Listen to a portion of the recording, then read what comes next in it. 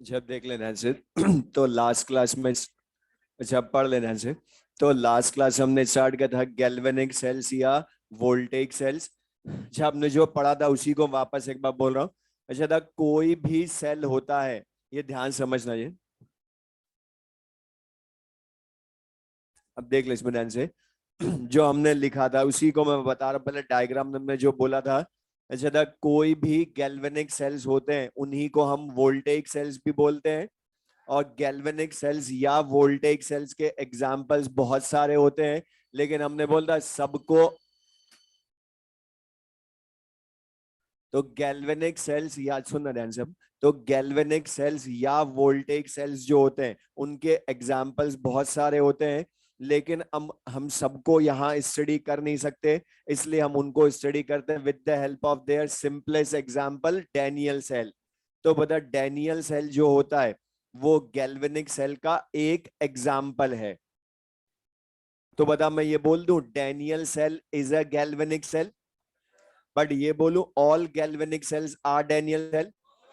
तो बता, galvanic sales और भी बहुत सारे होते हैं, लेकिन हम सबको स्टडी कर नहीं सकते। इसलिए हम स्टडी करते हैं with the help of Daniell cell. अब डैनियल सेल जो है, इसमें हमने बोला था कोई भी सबको पता कोई भी सेल होता है तो उसमें कॉम्बिनेशन ऑफ टू इलेक्ट्रोड्स होते हैं। One is anode and other is cathode. और यहां पर डैनियल सेल में जो एनोड होता है, ये ध्यान सुनना, कोई भी गैल्वेनिक सेल हो उसमें एनोड हम सबसे पहले शो करते हैं। मतलब लेफ्ट हैंड साइड में हम लिखते हैं एनोड को। और एनोड जो होता है उस पर ऑक्सीडेशन होता है। एट एनोड ऑक्सीडेशन होता है। क्यों होता है हम पढ़ेंगे आगे भी। एट एनोड ऑक्सीडेशन होता है, ये डायग्राम तो हमने बना लिया था लास्ट क्लास में। तो एट एनोड ऑक्सीडेशन होता है। और डैनियल सेल में एनोड इज ऑफ जिंक। और ये प्लेस्ड होती है इन ZnSO4 सॉल्यूशन। मतलब अच्छा बता, ZnSO4 जो होता है वो मॉलिक्यूल फॉर्म में रहेगा या आयंस की फॉर्म में। क्योंकि बता, जो ZnSO4 है वो सॉल्ट है ना। और बता, सॉल्ट्स अपने एक्वस सॉल्यूशन में बिहेव्स एज स्ट्रॉन्ग इलेक्ट्रोलाइट। तो ये मॉलिक्यूल फॉर्म में या आयंस में 100% ब्रेक। आयंस में 100% ब्रेक होगा। तो बता, zinc rod is placed in the solution of zinc ion भी बोल सकता हूं। तो zinc rod is placed in the solution of zinc ion. Then बता, इसको कनेक्ट हम किसके साथ करेंगे? कैथोड सॉल्यूशन के साथ। कैथोड। और बता, कैथोड जो होता है वो राइट हैंड साइड में हम शो करते हैं।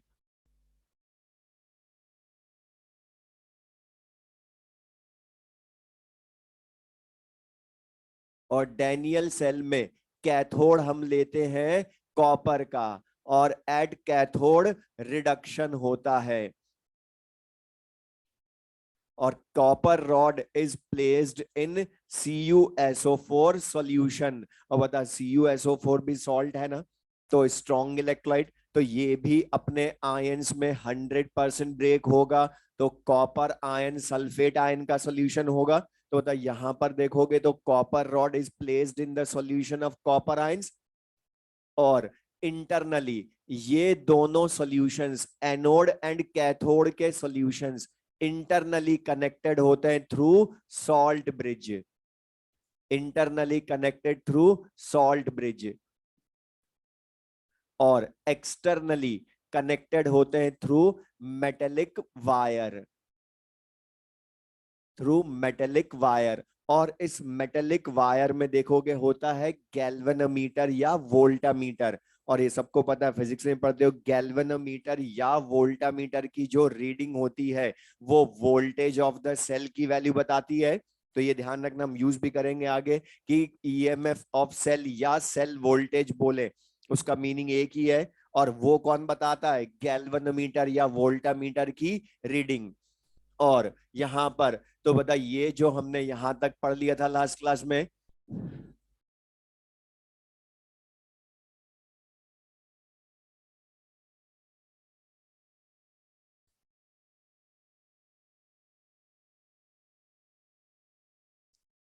अब वापस मैं बोल रहा हूँ सिंपल सा, ने बोलता कोई भी सेल होता है तो बता कॉम्बिनेशन ऑफ टू इलेक्ट्रोड्स होता है, और उसमें एक एनोड होता है, दूसरा कैथोड होता है। एनोड जिंक का हमने लिया डैनियल सेल में। अब एक चीज ध्यान रखना, अगर डैनियल सेल बोलता है तो यहां पर हर चीज फिक्स है कि डैनियल सेल में anode is of zinc, cathode is of copper, और zinc is placed in ZnSO4 solution, copper is placed in CuSO4 solution.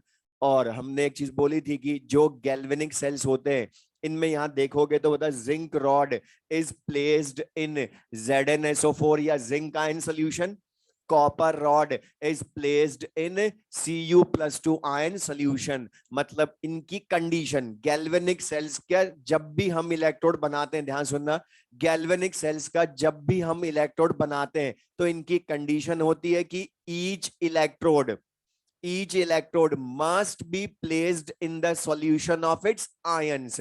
वो अपने ही आयन के सॉल्यूशन में प्लेस्ड होना चाहिए। इसलिए बता हमने जिंक को Zn+2 आयन के सॉल्यूशन में रखा, कॉपर को copper+2 आयन के सॉल्यूशन में रखा। पढ़ो second point, in these cells each electrode is placed in the solution of its ions। अच्छा ऑनलाइन वालों को पूछ रहा हूं, आवाज आ रही है उनको?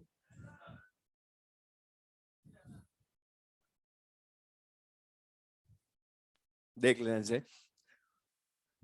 तो यहां पर सुनना ध्यान से, समझ लो।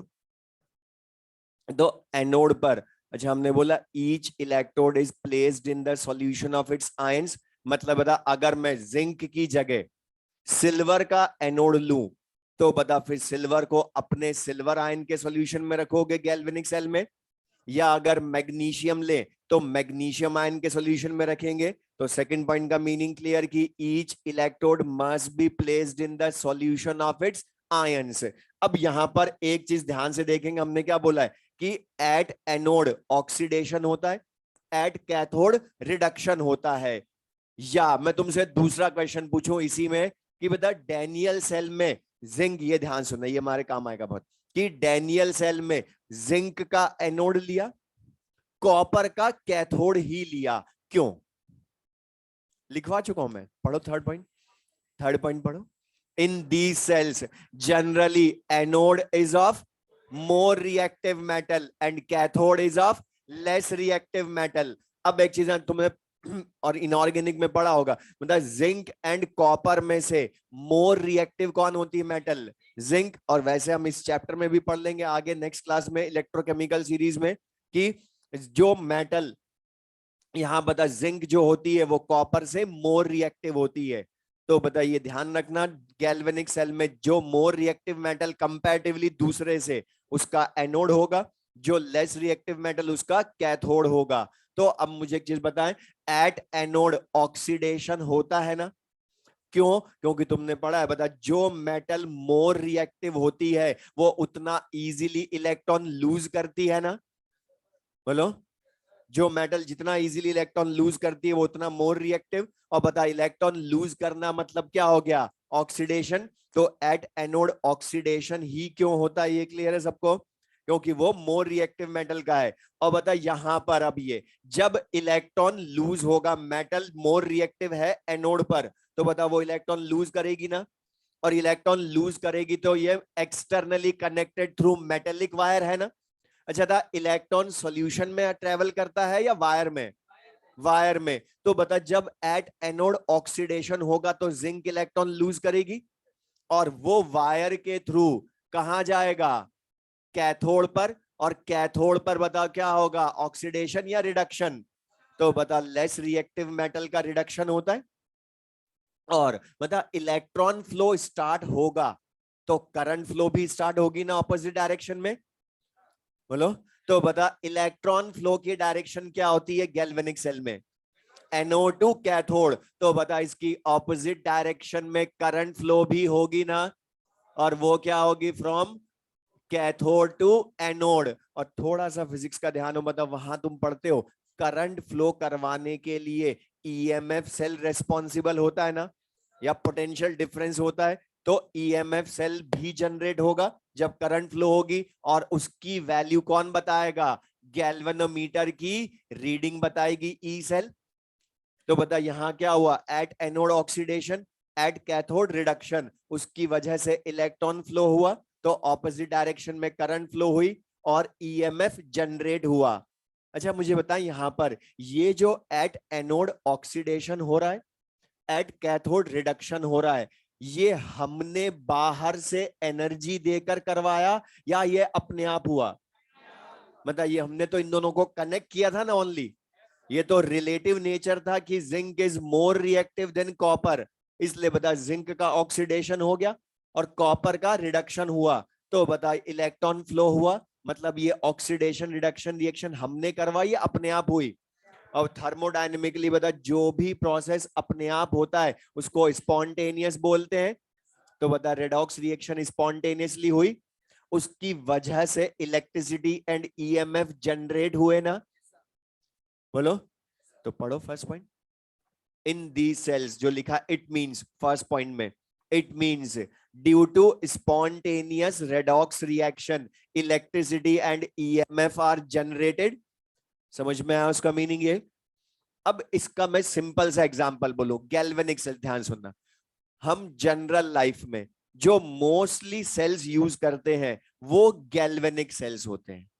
मोस्टली हम सेल जो यूज करते हैं वो गैल्वेनिक सेल। सबसे सिंपल एग्जांपल बोलूं इनका, जब भी द नॉर्मल पेंसिल सेल जो जनरल लाइफ में हम बहुत यूज करते हैं, जो नॉन रिचार्जेबल होते, मतलब जो नॉर्मल पेंसिल सेल है उसको बता अगर हम टीवी रिमोट में लगाते हैं तो बता टीवी रिमोट वर्क करता है ना?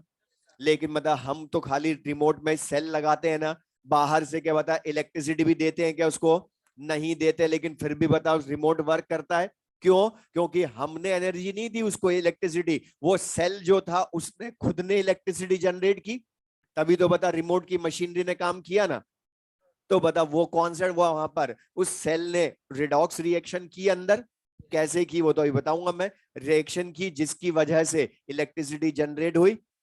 तो बता वो कौन सा सेल है उस टाइम पर? गैल्वेनिक सेल है ना? बोलो। अब यहां पर ये चीज क्लियर सबको? अब लेकिन मुझे एक चीज बताना ध्यान से, अगर मैंने बोला डैनियल सेल तो ये ध्यान रखना हर चीज फिक्स है। ये न्यूमेरिकल में भी बोलेगा डैनियल सेल के लिए कैलकुलेशन करें, तो डैनियल सेल का मतलब जिंक का एनोड बता दिया उसने, placed in ZnSO4 solution. Copper का कैथोड बता दिया, placed in copper sulphate solution. अच्छा मुझे एक चीज बता ध्यान से, जब एट एनोड जिंक का ऑक्सीडेशन होगा तो इलेक्ट्रॉन लूज होकर कैथोड पर जाएंगे ना? अब ध्यान से बताना, बता कैथोड पर हम बोल रहे हैं बार बार कि कॉपर का रिडक्शन होता है, बट बताओ एक्चुअल में कॉपर का रिडक्शन होता है या कॉपर आयंस का होता है? क्यों? कि ध्यान रखना बहुत अच्छे थियोरेटिकल क्वेश्चन में काम आएगा। क्यों? क्योंकि बता मेटल ने इलेक्ट्रॉन गेन कर लिया तो ये तो एनायन बना देगी ना, नेगेटिव आयन। और बता मेटल एनायन बना सकती है क्या? तो बता यहां पर ये मेटल का हम बोलेंगे हमेशा कि कैथोड पर रिडक्शन होता है कॉपर का रिडक्शन, लेकिन एक्चुअल में बता कॉपर आयन तो इलेक्ट्रॉन गेन करके कॉपर बना सकता है। तो बता रिडक्शन किसका होता है, मेटल एटम का या मेटल आयन का? जबकि ऑक्सीडेशन किसका होता है? बता जिंक तो इलेक्ट्रॉन लूज करके Zn+2 बना सकती है ना? तो ये चीज क्लियर सबको, मेटल एटम का ऑक्सीडेशन होता है, मेटल कैटायन का रिडक्शन होता है। लेकिन बोलते हम यही है कि कैथोड का रिडक्शन, लेकिन एक्चुअल में कैथोड के कैटायन का रिडक्शन होता है, क्योंकि वो गेन नहीं कर सकती इलेक्ट्रॉन, क्योंकि वो एनायन नहीं बना सकती मेटल, मेटल की टेंडेंसी होती ही नहीं इलेक्ट्रॉन गेन करने की। तो बता ये चीज क्लियर सबको ये? अब मैं पूछूं, बता अगर मैं जिंक एंड मैग्नीशियम का सेल बनाऊं कोई दूसरा इसके अलावा, तो बता इसको डैनियल सेल बोलूं क्या? क्या बोलोगे? जनरल गैल्वेनिक सेल बोलोगे ना? अच्छा हम एक और चीज बताना, बता हमेशा जिंक का एनोड ही बने ये जरूरी है क्या? मतलब वो तो रिलेटिव है ना कॉपर के मोर रिएक्टिव। अच्छा बता जिंक एंड कॉपर मैग्नीशियम को कनेक्ट करके गैल्वेनिक सेल बनाऊंगा तो magnesium is of s block metal और s block metals are highly reactive. तो बता अब एनोड किसका बनेगा? मोर रिएक्टिव मेटल मैग्नीशियम हो गई, तो उसके कंपैरेटिवली जिंक लेस रिएक्टिव, तो उसका क्या बन जाएगा, कैथोड। मतलब बता, कोई भी मेटल में जो बोल रहा हूं स्टेटमेंट बताना वो करेक्ट है नहीं, कि जिंक का किसी सेल में एनोड बन सकता है, किसी सेल में कैथोड बन सकता है, ये करेक्ट है। वो रिलेटिव नेचर है ना, जिसके साथ मैं कनेक्ट करके उसका गैल्वेनिक सेल बनाऊंगा, वो मेटल उस जिंक से मोर रिएक्टिव है या लेस रिएक्टिव है। इसी तरह से कॉपर का भी बताओ, कभी कैथोड बन सकता है, कभी एनोड बन सकता है। हम पढ़ेंगे आगे कॉपर एंड सिल्वर का, अगर मैं गैल्वेनिक सेल बनाऊं तो बता, कॉपर मोर रिएक्टिव होती है सिल्वर से, तो बता अब कॉपर मोर रिएक्टिव, तो कॉपर का क्या बन जाएगा, एनोड, सिल्वर का क्या बन जाएगा, कैथोड। मतलब बताओ यहां पर ये मैं क्यों पूछ रहा हूं, उसका रीजन, बिकॉज कुछ स्टूडेंट्स, एक यहां मैम डैनियल सेल इतना हम पढ़ लेते हैं कि कुछ स्टूडेंट्स तो बहुत खतरनाक एक रट लेते हैं कि कहीं भी जिंक दिख जाए तो एनोड, और ये बोलते हैं आपने बताया था, तो मैंने नहीं बताया है। मैंने ये बोला जिंक का एनोड या कैथोड कुछ भी बन सकता है, वो डिपेंड करेगा किसके साथ कनेक्ट किया, मेटल के साथ। तो बता ये चीज क्लियर सबको ये। अब ये तो हमने जो चारों पॉइंट लिखे थे समझ में आए। अब यहां पर मैं तुमसे बोलूं, बता ये जो ईएमएफ सेल जनरेट हुआ, ये इलेक्ट्रॉन फ्लो की वजह से करंट फ्लो हुई, और करंट फ्लो के लिए रेस्पॉन्सिबल ईएमएफ सेल होता है ना, ये भी ऐड कर लेना, उसमें चेंज कर लेना डायग्राम में। और तो मैं फिजिक्स के अकॉर्डिंग में पूछूं, बता ये जो ईएमएफ, यहाँ काम की चीज हमारे, बता ये जो ईएमएफ सेल होता है, एक्चुअल में बताओ ये पोटेंशियल डिफरेंस होता है ना। तो अब ये ध्यान समझना, ये जनरेट हुआ कैसे, एग्जैक्ट रीजन इसका, ये ईएमएफ सेल जनरेट हुआ कैसे, बता ये है पोटेंशियल डिफरेंस, लेकिन किसका, एनोड एंड कैथोड के पोटेंशियल्स का डिफरेंस। मतलब एनोड एंड कैथोड इलेक्ट्रोड है ना, तो एनोड कैथोड इलेक्ट्रोड्स का पोटेंशियल डिफरेंस है ईएमएफ सेल। मतलब बता, पहले एनोड और कैथोड पर भी डेवलप हुए ना पोटेंशियल, तभी तो उनका पोटेंशियल डिफरेंस ईएमएफ सेल होगा। तो सबसे इंपॉर्टेंट है हमें ये पता चले कि एनोड कैथोड पर डेवलप कैसे हुए, तभी तो समझ में आएगा ईएमएफ सेल कैसे पोटेंशियल डिफरेंस हुआ जनरेट।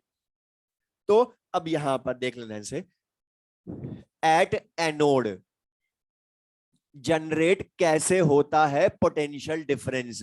मतलब बता, एनोड का पोटेंशियल डिफरेंस और कैथोड का पोटेंशियल डिफरेंस डेवलप होगा, तभी तो इन दोनों का पोटेंशियल डिफरेंस ईएमएफ सेल होगा। अब ये कैसे होता है, तो देख लेना इनसे यहां पर। तो मैं तुमसे बोलूं, अच्छा था, एनोड पर जिंक रॉड, डैनियल सेल की हम बात करें तो zinc rod is placed in ZnSO4 solution है, और बता ZnSO4 सॉल्यूशन में ये मॉलिक्यूल फॉर्म में या आयंस में 100% ब्रेक, आयंस में 100% ब्रेक, और ये जिंक रॉड है। अच्छा बता, जिंक रॉड को मैं जिंक सॉलिड भी बोल सकता हूं ना, जिंक रॉड या जिंक सॉलिड एक ही बात है। अच्छा बता, अभी ध्यान से, अभी जो मैंने पूछा था फिर पूछना दोबारा, बता अभी ये zinc rod in ZnSO4 solution, बता एनोड है, कैथोड है, या कुछ भी नहीं है। वेरी गुड, क्यों, क्योंकि हमने इसको बता अभी किसी से कनेक्ट किया क्या, तो ये ना एनोड है ना कैथोड है, हमने इसको अभी किसी से कनेक्ट किया ही नहीं। लेकिन बता, अब मैं तुमसे बोलूं, अच्छा कनेक्ट नहीं किया तो ये ना एनोड है ना कैथोड है, लेकिन मतलब अब यहां पर ध्यान से सुनो, ये अभी जिंक रॉड इलेक्ट्रिकली न्यूट्रल है ना, ZnSO4 सॉल्यूशन भी इलेक्ट्रिकली न्यूट्रल है। अब इलेक्ट्रिकली न्यूट्रल का मीनिंग सिंपल सा होता है, total positive charge equals to total negative charge, बस। कुछ स्टूडेंट इसमें रॉन्ग क्या सोच लेते हैं कि ये करंट फ्लो नहीं करता, वो नहीं है। इलेक्ट्रिकली न्यूट्रल का meaning total positive charge equals to total negative charge, बस इतना सा होता है। नंबर ऑफ आयंस इक्वल हो जरूरी नहीं है, जैसे AlCl3, मतलब वहां तो एक एल्यूमिनियम आयन लेकिन 3 क्लोराइड आयन, लेकिन मतलब नंबर इक्वल नहीं लेकिन चार्ज इक्वल है। एक एल्यूमिनियम का +3, तीनों क्लोराइड आयन का -3, तो total positive charge equals to total negative charge. तो बता ZnSO4 solution before reaction start नहीं हुई जब वहां पर, तो बता ZnSO4 सॉल्यूशन इलेक्ट्रिकली न्यूट्रल है ना, क्योंकि जिंक आयंस का total positive charge equals to sulphate ion total negative charge, और जिंक रॉड भी इलेक्ट्रिकली न्यूट्रल है। अब ये इलेक्ट्रिकली न्यूट्रल क्यों है? अच्छा मुझे बता, जिंक का अगर मैं छोटा सा मेटल का पीस लूं तो उसमें एक जिंक एटम होगा या बहुत सारे जिंक एटम्स होंगे? बहुत सारे जिंक एटम्स होंगे। तो वो जिंक रॉड में जिंक एटम्स इलेक्ट्रिकली न्यूट्रल क्यों होते हैं? उसका रीजन बता। सबको पता है मेटल में जो आउटर मोस्ट शेल के इलेक्ट्रॉन्स होते हैं वही फ्री टू मूव होते हैं ना। तो जिंक एटम इलेक्ट्रिकली न्यूट्रल क्यों होता है? क्योंकि उसमें आउटर मोस्ट शेल के जो इलेक्ट्रॉन्स, अच्छा बता, जिंक में आउटर मोस्ट शेल में 2 इलेक्ट्रॉन्स होते हैं ना, और 2 इलेक्ट्रॉन्स को छोड़कर मतलब पहले वाले इनर शेल्स में जिंक आयन होते हैं ना। हेलो, तो ये ध्यान रखना, मेटल जिंक रॉड न्यूट्रल क्यों होती है इलेक्ट्रिकली? क्योंकि जिंक आयंस का total positive charge equals to outer most shell के फ्री इलेक्ट्रॉन्स का टोटल नेगेटिव चार्ज। तो ये एक जिंक एटम में इलेक्ट्रिकल न्यूट्रलिटी का रीजन। इसी तरह से बहुत सारे जिंक एटम्स होंगे ना, तो कुछ मैं शो कर रहा हूं। तो बता, दूसरा होगा जिंक एटम, तो इलेक्ट्रॉन्स और आयंस का electrically neutral, total negative total positive charge equal. इसी तरह से और जिंक एटम्स भी होंगे, तो वहां पर भी इलेक्ट्रॉन्स का और जिंक आयन का टोटल पॉजिटिव चार्ज और नेगेटिव चार्ज इक्वल होंगे। अब मैं तुमसे बोल रहा हूं, इसको हमने कनेक्ट कर दिया कॉपर से। तो बता, कॉपर रॉड से जब हमने इसको कनेक्ट कर दिया, तो अब बताओ zinc more reactive than copper हो गया ना। तो बता, एनोड की तरह बिहेव करेगा, मतलब इसका ऑक्सीडेशन होगा ना। अब ऑक्सीडेशन होगा तो बता जिंक रॉड का होगा ना, और जिंक रॉड मतलब बता जिंक सॉलिड स्टेट में है ना ये। और जब ऑक्सीडेशन होगा तो बताओ क्या बनेगा? Zn+2 आयन बनेंगे। अच्छा बता, Zn+2 आयन मेटल में ही रहेंगे या बाहर निकलेंगे? और बता, बाहर निकलेंगे तो वायर में जाएंगे या सॉल्यूशन में?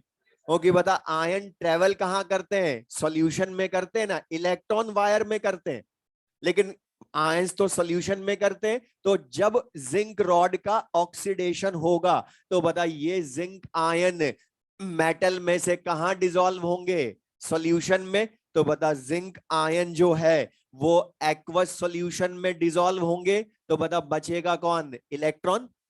तो ऑक्सीडेशन हुआ स्टार्ट, और बता जैसे जैसे ऑक्सीडेशन होता जाएगा तो बता ये जिंक आयन मेटल रॉड में से जिंक आयन सॉल्यूशन में डिसॉल्व होते जाएंगे।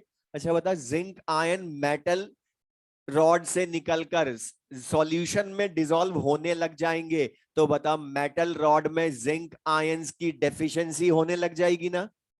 और बता जैसे जैसे फर्दर ऑक्सीडेशन होता जाएगा तो बता जिंक आयन मेटल रॉड में से कम होते जाएंगे और कहां डिसॉल्व होते जाएंगे? सॉल्यूशन में। अच्छा बता, सॉल्यूशन में डिसॉल्व होते जाएंगे, तो मुझे बताएं ये जिंक सल्फेट का सॉल्यूशन काम की चीज बता इलेक्ट्रिकली न्यूट्रल रहेगा या जिंक आयन बढ़ रहे हैं सॉल्यूशन में? बोलो। जिंक आयंस बढ़ रहे हैं, और जिंक आयंस बढ़ेंगे तो बताओ सॉल्यूशन इलेक्ट्रिकली न्यूट्रल रहेगा या पॉजिटिवली चार्ज होता जाएगा?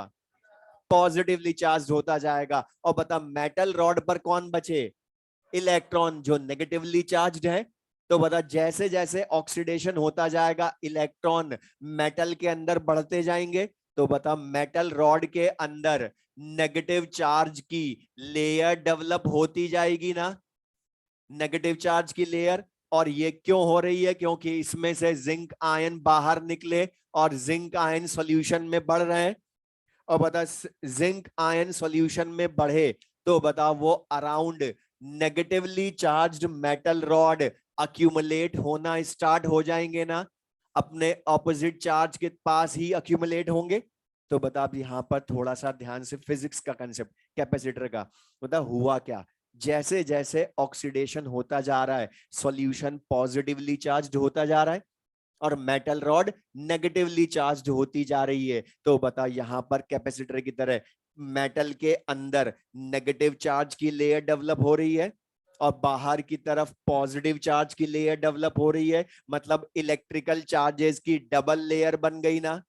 तो बता, तुम फिजिक्स में पढ़ते हो, इलेक्ट्रिकल चार्जेस की डबल लेयर बनी तो इनके बीच में पोटेंशियल डेवलप होगा ना, और उसी पोटेंशियल को क्या बोलूंगा, इलेक्ट्रोड का पोटेंशियल, क्योंकि एनोड अकेला इलेक्ट्रोड ही तो है, इलेक्ट्रोड पोटेंशियल। लेकिन हुआ किसकी वजह से डेवलप, ऑक्सीडेशन की वजह से, इसलिए क्या बोल देंगे, ऑक्सीडेशन पोटेंशियल ऑफ एनोड। तो बता पोटेंशियल डेवलप कैसे होता है, ये क्लियर है। दूसरी चीज बता, यहां पर एनोड का चार्ज क्या होगा, पॉजिटिव या नेगेटिव, नेगेटिव, क्योंकि बता ये नेगेटिवली चार्ज मेटल रॉड है ना, तो रॉड का जो चार्ज वो एनोड का चार्ज। तो लिख लें, मैं जो बोल रहा हूं, at anode, at anode a potential is developed, a potential is developed, a potential is developed,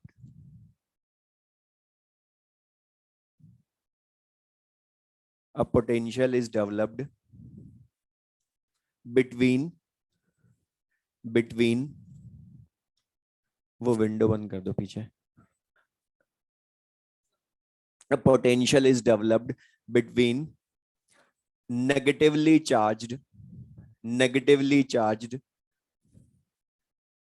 negatively charged metal rod, negatively charged metal rod and positively charged solution, negatively charged metal rod and positively charged solution, which is called, which is called electrode potential, which is called electrode potential, in bracket oxidation potential of anode, in bracket oxidation potential of anode, in bracket oxidation potential of anode. Next point लिखें। अब इसमें observation, अच्छा बता, जैसे जैसे oxidation होता जाएगा तो बता मास ऑफ जिंक रॉड क्या होगा, कम होगा, क्योंकि बता मास जिंक आयन की वजह से ही तो था ना जिंक रॉड का। अब बता वो बाहर निकलेंगे तो मास कम होगा, क्योंकि इलेक्ट्रॉन को तो मास में काउंट करते ही नहीं हम। तो लिख लें, the mass of zinc rod, the mass of zinc rod decreases, the mass of zinc rod decreases and concentration of Zn+2 ions in solution, मतलब ये क्या होती है, increases, and concentration of Zn+2 ions in solution increases, concentration of Zn+2 ions in solution increases, क्योंकि बता zinc का मास कम होगा लेकिन Zn+2 सॉल्यूशन में बढ़ रहे हैं तो उनकी कंसंट्रेशन बढ़ेगी सॉल्यूशन में। अब इसका न्यूमेरिकल के काम की चीज, न्यूमेरिकल में वो तुम्हें कई बार बोलेगा फाइंड ऑक्सीडेशन पोटेंशियल, या तो अब मैं डायरेक्ट लिखकर बोल दूं कि फाइंड ऑक्सीडेशन पोटेंशियल, लेकिन मोस्टली वो डायरेक्ट नहीं बोलता है, वो हमें रिप्रेजेंटेशन देता है। अब कैसे, तो बता, अगर मैं तुम्हें ऑक्सीडेशन इक्वेशन लिखकर दूं, ऑक्सीडेशन इक्वेशन बता, जिंक से Zn+2 इलेक्ट्रॉन, और पूछूं इसका इलेक्ट्रोड पोटेंशियल फाइंड करें, तो बता कैपिटल ई लिखोगे ना इसको, कैपिटल ई से हम इलेक्ट्रोड पोटेंशियल को रिप्रेजेंट करते हैं, लेकिन बता ये ऑक्सीडेशन रिएक्शन का बोल रहा है ना, इसलिए क्या बोलूंगा इसको, ऑक्सीडेशन पोटेंशियल।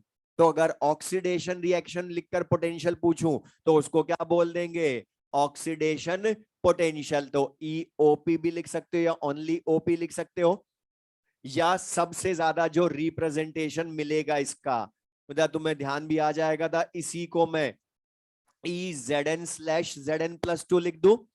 तो बता यहां क्या हो रहा है, जिंक 0 ऑक्सीडेशन नंबर में है, किस में गया, +2, तो बता 0 से +2 में गया तो क्या हो गया, ऑक्सीडेशन तो बता इसको लिख लेंगे तो ये भी क्या हो जाएगा, ऑक्सीडेशन पोटेंशियल का रिप्रेजेंटेशन। और तुम्हें ध्यान हो नर्स्ट इक्वेशन के न्यूमेरिकल में सबसे ज्यादा इसी टाइप का रिप्रेजेंटेशन मिलता है इलेक्ट्रोड पोटेंशियल का। तो E Zn/Zn+2 लिख दे, बना लो, ध्यान रहेगा।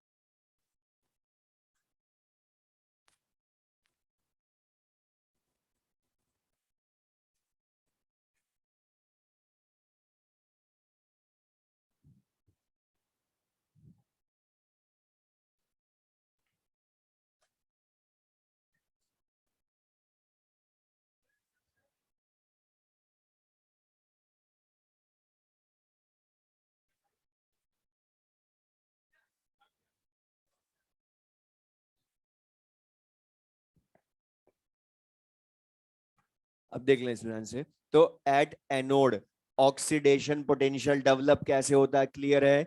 अब बता कैथोड पर भी डेवलप होगा ना पोटेंशियल इलेक्ट्रोड।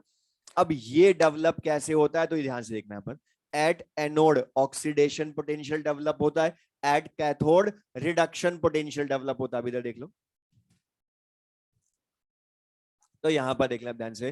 तो eight anode oxidation potential, eight cathode reduction potential. अब जैसे हमने एनोड का ऑक्सीडेशन पोटेंशियल डेवलप हुआ वो समझाया, सेम वैसे रिडक्शन पोटेंशियल कैथोड पर डेवलप कैसे होगा। तो मैं सबसे पूछा, मुझे बताएं यहां पर भी जब मतलब इनिशियली कॉपर रॉड अकेली है तो बता इलेक्ट्रिकली न्यूट्रल है ना ये।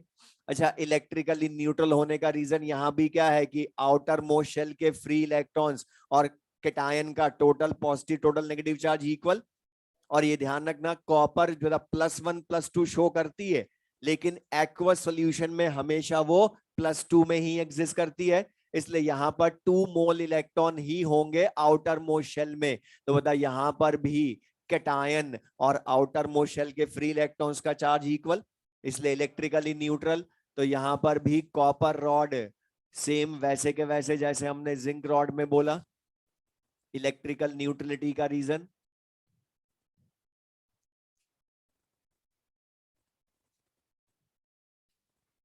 और इसको भी हम CuSO4 सॉल्यूशन में ही रखेंगे। और CuSO4 सॉल्यूशन भी इलेक्ट्रिकली न्यूट्रल है, क्योंकि total positive charge of copper ion equals to total negative charge of sulphate ion. और बता अभी ये एनोड है, कैथोड है, या कुछ भी नहीं है। कुछ भी नहीं है, क्योंकि हमने इसको भी किसी से कनेक्ट किया ही नहीं। लेकिन बता इसको जब मैं कनेक्ट कर दूं जिंक रॉड से, तो बता ये कॉपर रॉड किसकी तरह बिहेव करेगी, बोलो, कैथोड की तरह बिहेव करेगी। अब मुझे ध्यान से बताना यहां पर कि जब कैथोड की तरह ये बिहेव करेगी तो बता इसका ऑक्सीडेशन होगा या रिडक्शन। अच्छा बता कॉपर का रिडक्शन होगा या कॉपर आयन इन सॉल्यूशन का रिडक्शन होगा। कॉपर आयन इन सॉल्यूशन का रिडक्शन। तो बता जब रिडक्शन होगा एट कैथोड, तो जो कॉपर आयन इन सॉल्यूशन है वो अपने चार्ज के इक्वल इलेक्ट्रॉन गेन करेंगे, और इलेक्ट्रॉन गेन करके किस में कन्वर्ट हो जाएंगे, कॉपर सॉलिड में। तो बता यहां पर अब मुझे डायरेक्ट बता दो, कॉपर रॉड का मास बढ़ेगा, कॉपर आयन की कंसंट्रेशन इन सॉल्यूशन कम होगी। अब लेकिन यहां एक्चुअल में रिडक्शन होता कैसे, ये ध्यान समझ। कॉपर आयन का रिडक्शन होगा ये हम बोल रहे हैं, लेकिन होता कैसे एक्चुअल में। अच्छा जिंक इलेक्ट्रॉन लूज करेगा तो वो कैथोड पर जाएंगे ना। अब हमें ध्यान ध्यान सुनना, हमें सबको क्या लगता है कि जो इनकमिंग इलेक्ट्रॉन है वो ये कॉपर आयन गेन करते हैं, लेकिन ध्यान सुनना ये इलेक्ट्रॉन गेन करते हैं, मतलब ये कॉपर आयन ज्यादा पास में किसके, इनकमिंग इलेक्ट्रॉन के, या ये आउटर मोस्ट शेल के फ्री इलेक्ट्रॉन्स के, आउटर मोस्ट शेल के फ्री इलेक्ट्रॉन्स के। तो यह ध्यान समझना, ये गेन करते हैं कॉपर आयन जो सॉल्यूशन में होते हैं, वो ये इलेक्ट्रॉन गेन करते हैं आउटर मोस्ट शेल के फ्री इलेक्ट्रॉन्स को। और जब ये कॉपर आयन गेन करेंगे इलेक्ट्रॉन, तो ये कॉपर मेटल की फॉर्म में इस पर डिपॉजिट होंगे ना, तभी तो कॉपर रॉड का मास बढ़ता है। तो बता, जैसे जैसे रिडक्शन होता जाएगा तो ये कॉपर आयन मेटल रॉड के पास जाकर वो क्या करते हैं, आउटर मोस्ट शेल के फ्री इलेक्ट्रॉन्स को गेन करते रहते हैं, और गेन करेंगे तो बता इनका रिडक्शन होगा और ये कॉपर मेटल की फॉर्म में डिपॉजिट होते जाएंगे ना यहाँ पर। तो बता कॉपर रॉड का मास बढ़ेगा, लेकिन बताओ जैसे जैसे रिडक्शन होता जा रहा है कॉपर आयन का, तो बताओ इलेक्ट्रॉन कम होते जा रहे हैं ना मेटल रॉड में। लेकिन मतलब कॉपर आयन कम हुए या उतने ही रहे, लेकिन मतलब अब उनका मेटल रॉड इलेक्ट्रिकली न्यूट्रल या पॉजिटिवली चार्ज होती जा रही है, पॉजिटिवली चार्ज होती जा रही है। मतलब बता मेटल में अब के पॉजिटिव चार्ज की लेयर डेवलप होगी ना, बोलो। लेकिन बता, और ये डेवलप क्यों हुई, क्योंकि ये कॉपर आयन इलेक्ट्रॉन गेन करके कॉपर की फॉर्म में डिपॉजिट हो रहे हैं यहाँ पर। अच्छा बता, सॉल्यूशन में कॉपर आयन की कंसंट्रेशन बढ़ रही है या कम हो रही है? अच्छा था, कॉपर आयन कम हुए तो अपने आप सल्फेट आयन ज्यादा हो गए ना, मतलब सल्फेट आयन बढ़े नहीं थे, कॉपर आयन कम हो गए। तो बता सल्फेट आयन का नेगेटिव चार्ज उतना ही रहेगा अब इलेक्ट्रिकली न्यूट्रल कैथोड का सॉल्यूशन या नेगेटिवली चार्ज्ड, बोलो। सल्फेट आयन ज्यादा हो गए अपने आप, क्योंकि कॉपर आयन कम हुए तो सल्फेट आयन ज्यादा। तो बता कैथोड का सॉल्यूशन इलेक्ट्रिकली न्यूट्रल या नेगेटिवली चार्ज्ड? और बता negatively charge sulphate ion metal rod के अराउंड अक्यूमुलेट होंगे ना। तो बता यहां पर negatively charge sulphate ion metal rod के अराउंड अक्यूमुलेट होंगे। तो बता यहां भी तो कैथोड पर इलेक्ट्रिकल डबल लेयर बन गई ना ऑपोजिट चार्जेस की। तो बता इनके बीच में भी पोटेंशियल डेवलप होगा, और उसको क्या बोलेंगे, इलेक्ट्रोड पोटेंशियल या रिडक्शन पोटेंशियल ऑफ कैथोड। तो लिख लें एट कैथोड, एट कैथोड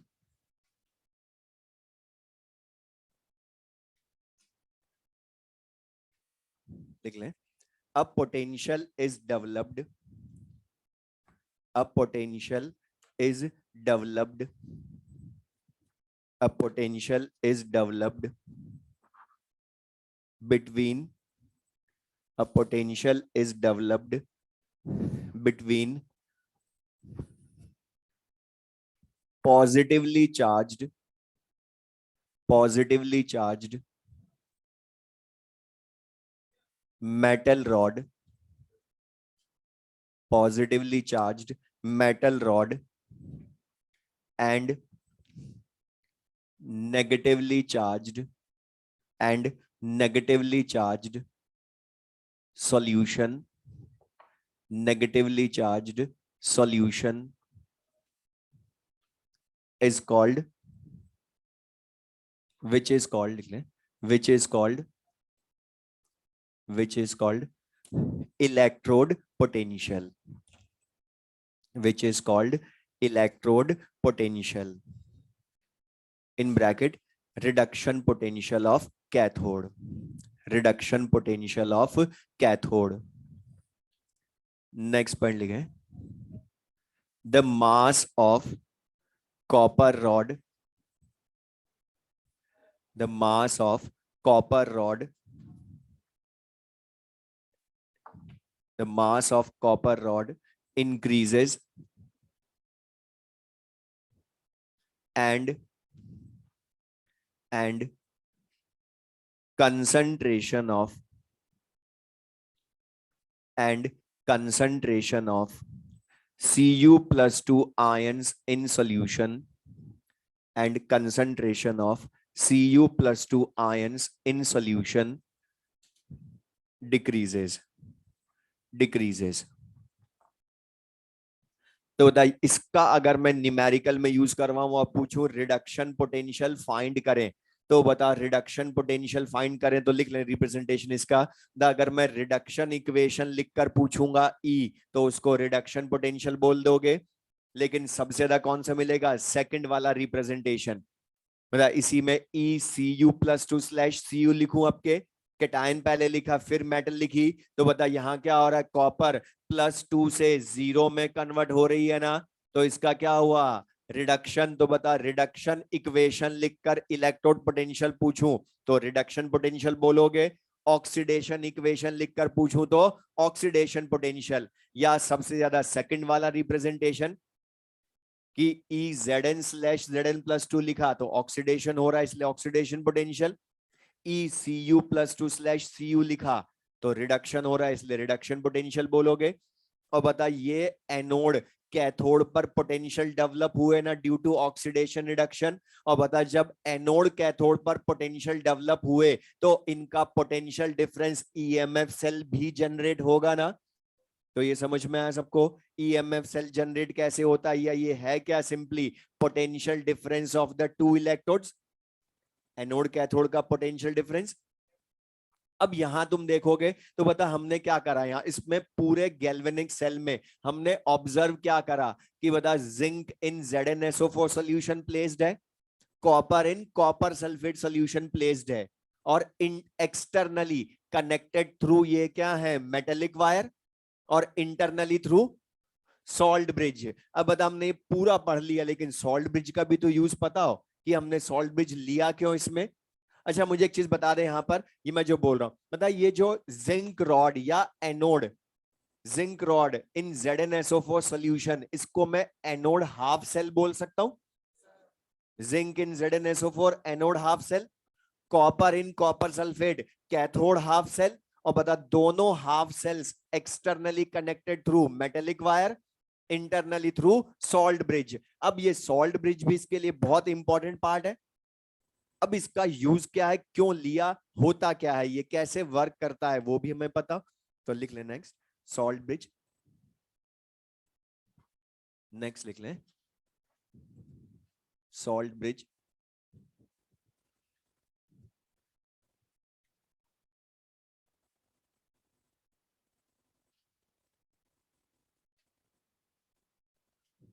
अच्छा था, ये जो सॉल्ट ब्रिज है ये उल्टे यू शेप की ट्यूब है ना, ग्लास ट्यूब, तो लिख लें it is an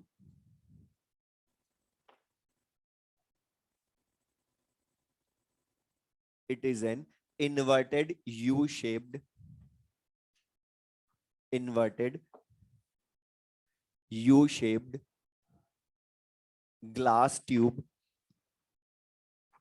glass tube filled with solution of, filled with solution of inert electrolyte, inert electrolyte, board पर से लिख लें, in bracket KCl, KNO3, NH4, NO3 etc.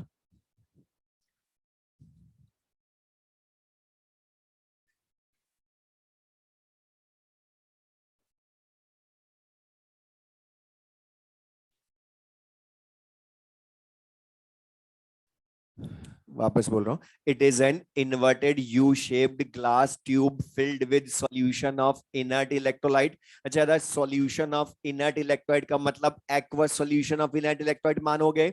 अच्छा इसमें तुम एग्जांपल में देखोगे मोस्टली हम इन तीनों में से कोई एक लेते हैं इलेक्ट्रोलाइट इन सॉल्ट ब्रिज।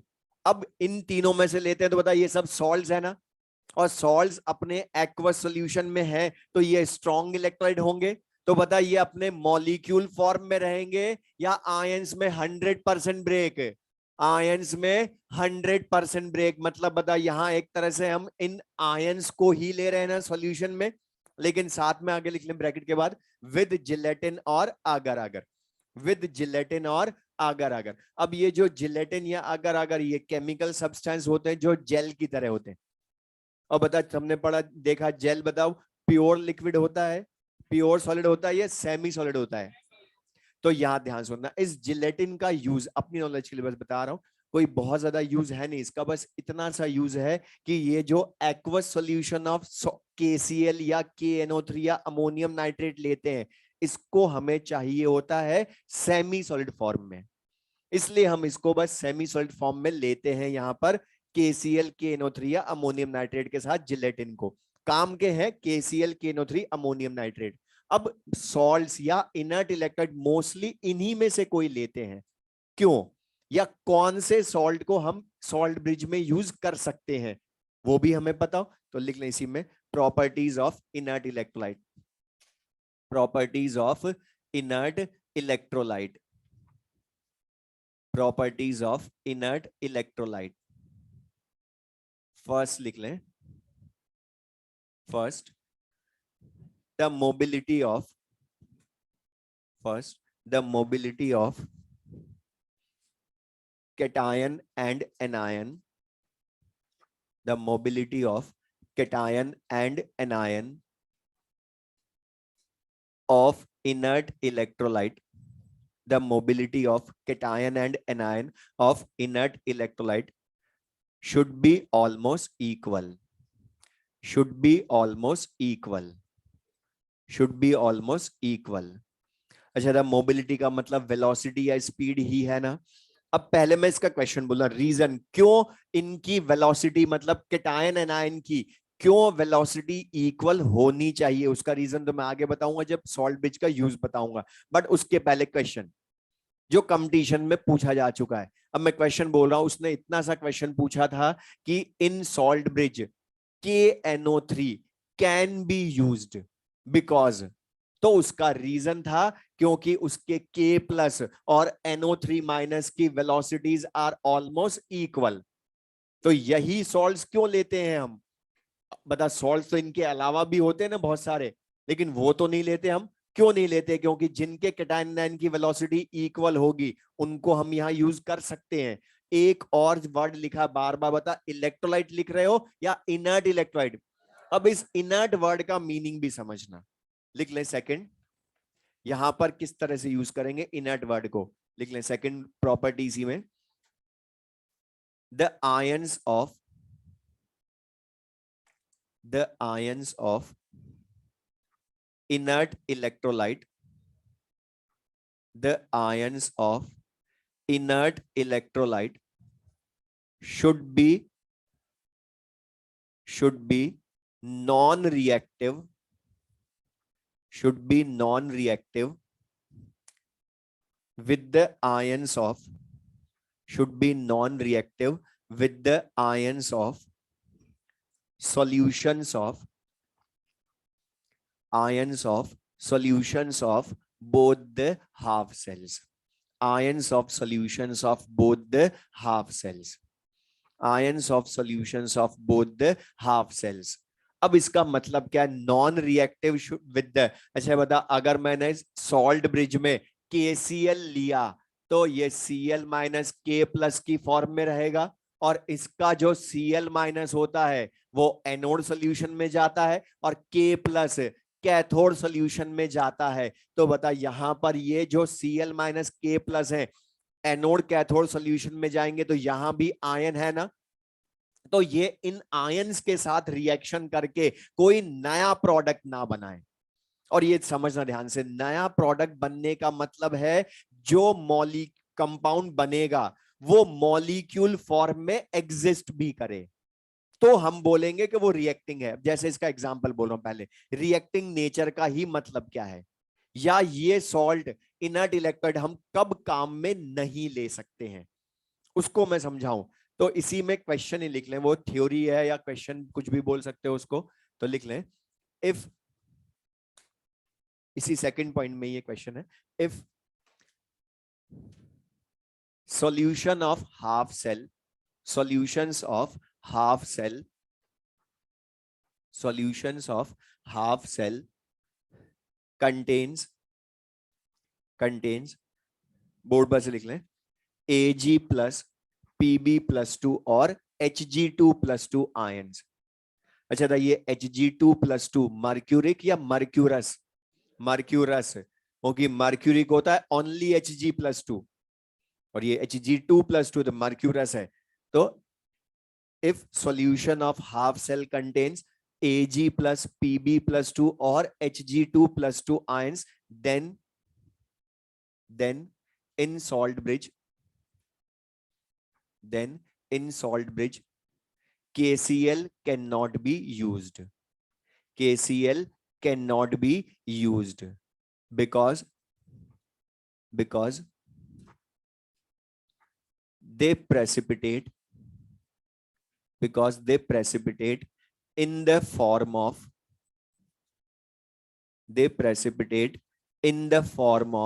बोर्ड पर देख लें AgCl PbCl2 और Hg2Cl2 AgCl PbCl2 और Hg2Cl2 AgCl PbCl2 और Hg2Cl2 प्रेसिपिटेट होने का मतलब क्या है बताओ? ये सॉलिड फॉर्म में बनाएंगे ना कंपाउंड अपना, तभी तो। और बता सॉलिड का मतलब क्या है? वाटर में सॉल्युबल, एक्वा सॉल्यूशन में या इनसॉल्युबल?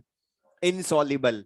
और ये ध्यान सुनना, अब मैं बोल रहा हूं ये क्यों हमने बोला। अब जैसे वो तुमसे कई बार क्वेश्चन ही पूछ लेगा कि तुम्हें 4 सेल लिख कर दे देगा और पूछेगा इन चारों सेल्स में से कौन से सेल में KCl सॉल्ट ब्रिज में यूज नहीं कर सकते हैं, तो तुम्हें क्या ढूंढने कि कौन से सेल में Ag प्लस Pb प्लस 2 या Hg2 प्लस 2 आयन प्रेजेंट है। ओके, ये हुए तो फिर KCl रिएक्टिव है। अब कैसे है ये समझना ध्यान से। अच्छा था, अगर मैं तुमसे बोलूं यहां पर जिंक की जगह एनोड सिल्वर का होता, अज्यूम कर रहा हूं समझाने के लिए, सिल्वर का होता, तो बता सॉल्यूशन में जिंक आयन होते या सिल्वर आयन होते? और बता सिल्वर आयन होते तो Cl माइनस अगर यहां आता तो बता, तुमने पढ़ा है सबने, Ag प्लस और Cl माइनस एक दूसरे से कंबाइन होकर क्या बना लेते हैं? AgCl।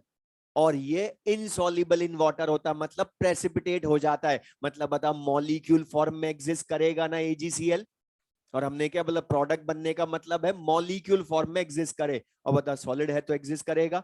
और ये प्रेसिपिटेट बनता है at the mouth of the tube, मतलब ये at the mouth of the tube पर जाकर चिपकता है प्रेसिपिटेट। और बता यहां चिपक गया तो बता ये आयन का फ्लो होने देगा या रोक देगा? और आयन का फ्लो रुक गया तो बता करंट फ्लो हो पाएगी क्या? फिर तो सेल काम करना ही बंद कर देगा। तो बता क्यों हम बार बार नॉन रिएक्टिंग बोल रहे हैं। लेकिन अब यहां सुनना, कुछ स्टूडेंट्स जो ज्यादा सोच लेते हैं उनको क्या लगता है कि ये तो समझ में आ गया कि Ag प्लस हुआ तो AgCl प्रेसिपिटेट हो जाएगा, मॉलिक्यूल बना लेगा। लेकिन जब ये K प्लस कैथोड के सॉल्यूशन में जाएगा तो यहां भी तो K प्लस का ऑपोजिट चार्ज जो ज्यादा है, सल्फेट आयन, वो उसका ऑपोजिट चार्ज है ना। तो फिर उनको लगता है कि ये भी तो K2SO4 बना लेगा। ये समझना ध्यान से कि K प्लस SO4 माइनस 2 भी तो कंबाइन होकर K2SO4 बना लेगा, फिर ये भी तो रिएक्टिव हो गए। नहीं हुए, क्यों? क्योंकि ये प्रेसिपिटेट नहीं होते हैं, ये सॉल्युबल होते हैं एक्वस सॉल्यूशन में। मतलब ये K2SO4 एक्वस बनाएगा, मतलब अगेन सॉल्ट। और बता salt in their aqua solution behaves as strong electrolyte, तो ये मॉलिक्यूल फॉर्म में रहेगा या आयंस में 100% ब्रेक वापस है? तो बताओ कंबाइन तुम्हें अल्टीमेटली लास्ट में इनका मॉलिक्यूल मिलेगा AgCl की तरह या आयन मिलेंगे अलग अलग?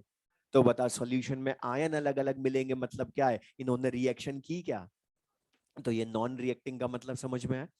अब लेकिन सबसे इंपॉर्टेंट चीज, ये ले क्यों रहे हैं हम?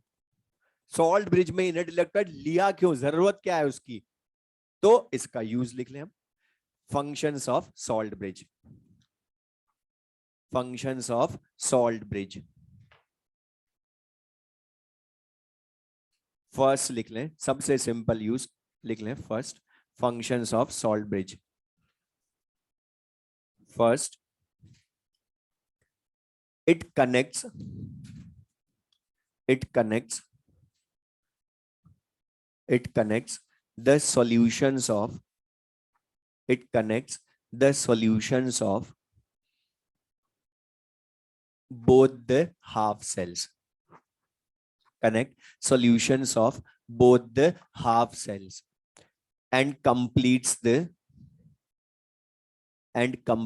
the electric circuit, completes the electric circuit, completes the electric circuit. बता सिंपल सा क्या ये, एक्सटर्नल सर्किट तो मेटेलिक वायर कंप्लीट कर रहा है ना, लेकिन बता इंटरनली भी करंट फ्लो होने के लिए सर्किट तो कंप्लीट होना चाहिए ना। तो बता इंटरनली आयन फ्लो होने के लिए मीडियम तो चाहिए उनको, तो वो कौन प्रोवाइड कर रहा है, ये सॉल्ट ब्रिज। तभी तो बता इलेक्ट्रिक सर्किट कंप्लीट हुआ। लेकिन सबसे इंपॉर्टेंट यूज इसके दो हैं, बाकी लिख लें। Second, it maintains electrical neutrality, it maintains electrical neutrality of solutions of both the half cells, solutions of both the half cells, solutions of both the half cells for the continuous flow of current, for the continuous flow of current, for the continuous flow of current। Third use लिख लें इसका, it prevents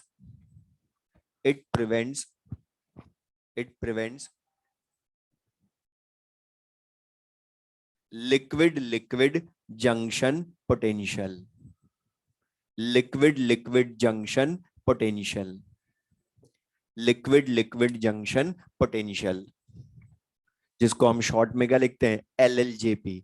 अब ये दोनों जो हैं, ध्यान से लिखना पर कि ये जो दोनों पॉइंट यूज लिखे, अब इनको समझ लें, पहले बोर्ड पर लिख लें। ये इनर्ट इलेक्ट्रोलाइट लिया तो ये दोनों चीजें होंगी, इलेक्ट्रिकल न्यूट्रलिटी मेंटेन रहेगी, लिक्विड जंक्शन पोटेंशियल भी कम रहेगा। अब लेकिन लिया क्यों, अब मुझे था इनका रीजन मुझे समझाना है। तो पहले हमें ये पता हो कि अगर हम KCl ना लें, सॉल्ट ब्रिज में इनर्ट इलेक्ट्रोलाइट ना लें, तो क्या होगा, तभी तो समझ में आएगा लिया क्यों।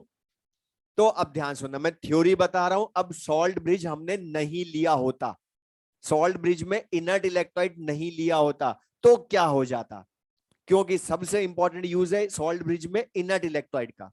तो इनर्ट इलेक्ट्रोलाइट लिया क्यों, तो वो समझा रहा हूं। ना लेते तो क्या होता, तो सिंपल सी चीज मैं तुमसे बोल रहा हूं, जो हमने आज थ्योरी पढ़ी वही बताना रीजन। बता, एट एनोड ऑक्सीडेशन होता है तो जिंक रॉड का मास कम होता है और जिंक आयन की कंसंट्रेशन सॉल्यूशन में बढ़ती है ना। अच्छा बता, जैसे जैसे ऑक्सीडेशन होता जाएगा तो बता सॉल्यूशन में पॉजिटिव चार्ज बढ़ते जाएंगे ना, और पॉजिटिव चार्ज बढ़ता जाएगा तो ध्यान से बताना, पॉजिटिव चार्ज बढ़ता जाएगा तो ये जो आउटगोइंग इलेक्ट्रॉन है ये इसका ऑपोजिट चार्ज है ना। तो बता, जैसे जैसे ऑक्सीडेशन होता जाएगा एनोड सॉल्यूशन का पॉजिटिव चार्ज बढ़ता जाएगा, तो बता ये आउटगोइंग इलेक्ट्रॉन को जाने देगा या ट्रैक करके रखेगा, अट्रैक्शन बढ़ेगा ना उसके लिए। और इसका उल्टा इधर, इनकमिंग इलेक्ट्रॉन जब कैथोड पर आएगा तो बता यहां पर कौन सा चार्ज ज्यादा हो रहा है रिडक्शन की वजह से, कॉपर आयन कम हो रहे हैं तो सल्फेट आयन ज्यादा हो रहा है। तो बता सल्फेट आयन नेगेटिवली चार्ज हो रहा है ना सॉल्यूशन, तो बता ये इनकमिंग इलेक्ट्रॉन भी तो नेगेटिव चार्ज है ना, तो बता सेम चार्ज रिपल्शन होगा। तो बता क्या होगा, जैसे जैसे ऑक्सीडेशन होता जाएगा एनोड सॉल्यूशन पॉजिटिवली चार्ज बढ़ता जाएगा और बढ़ने की वजह से आउटगोइंग इलेक्ट्रॉन को जाने नहीं देगा और इधर ये नेगेटिव चार्ज उसको आने नहीं देगा। तो बता इलेक्ट्रॉन फ्लो होगा या रुक जाएगा, और बता इलेक्ट्रॉन फ्लो रुक गया तो करंट फ्लो होगी क्या, मतलब थोड़ी देर बाद सेल वर्क करना बंद कर देगा। तो बताओ अगर मुझे कंटिन्यूअसली करंट फ्लो करवानी है तो मुझे ये जो पॉजिटिव चार्ज बढ़ा और जो नेगेटिव चार्ज इधर बढ़ा उनको कम करना पड़ेगा ना। दूसरा चीज एक और होगी साथ में, ये तो इलेक्ट्रॉन पर अट्रैक्शन रिपल्शन तो होगा ही सही, दूसरा एक और चीज होगी, ये ध्यान से समझना बस। ये दूसरा क्यों होती है, क्योंकि बता जैसे जैसे जिंक आयन सॉल्यूशन में डिसॉल्व होते जाएंगे तो बता सॉल्यूशन का पॉजिटिव चार्ज बढ़ता जाएगा ना, सॉल्यूशन का मतलब एनोड सॉल्यूशन का। और बताइए एनोड सॉल्यूशन लिक्विड स्टेट में ही तो है ना, बोलो एनोड सॉल्यूशन में पॉजिटिव चार्ज बढ़ता जाएगा कैथोड सॉल्यूशन में नेगेटिव चार्ज बढ़ता जाएगा, रिडक्शन की वजह से कॉपर आयन कम होंगे तो सल्फेट आयन ज्यादा, तो नेगेटिव चार्ज बढ़ता जाएगा।